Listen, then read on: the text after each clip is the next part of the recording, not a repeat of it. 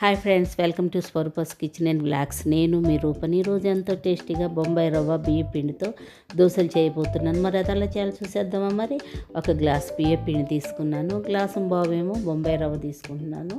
ఇది ఒకసారి ఇట్లా కలుపుకోవాలి. ఇందులో శనగపిండి 3 స్పూన్లు వేసుకున్నాను. ఒకసారి కలుపుకున్నాక జీలకర్ర ఏమో 1 స్పూన్ వేసుకున్నానండి. వేసుకొని కలుపుకోవాలి. పెరుగు 2 స్పూన్లు వేసుకున్నానండి. కొంచెం పెరుగు అనేది పుల్లగా ఉండాలి.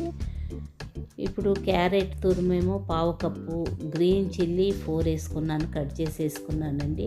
ఒకసారి సాల్ట్ ఏమో 1 స్పూన్ వేసుకున్నాను, సరిపోని వేసుకోవాలి. మనం ఈ పిండిలో వాటర్ పోసుకుంటే పిండి మంచి పలసగా కలుపుకోవాలండి. నార్మల్ దోశల పిండి కన్నా ఈ దోశల పిండి చాలా పలసగా కలుపుకోవాలి.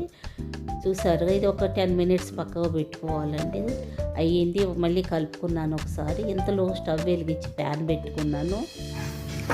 ఈ ప్యాన్ని ఉల్లిపాయతో మనం ఇట్లా ఆనియన్తో ఇట్లా మొత్తం రుద్దాలండి. రుద్దాక హీట్ వచ్చింది కంటే ఇప్పుడు మనం పిండిని అనేది ఈ గంటితో పైనుంచి ఇట్లా వేయాలి. మామూలుగా దోశలాగా వేయకూడదు. ఇందులో చుట్టూ ఆయిల్ ఇట్లా వేయాలి. దోశ చూస్తే అలాగ ఉంది అనుకోబాకండి, చాలా టేస్ట్ క్రిస్పీగా ఉంటుందండి. ఇది టర్న్ చేసుకోవాలి.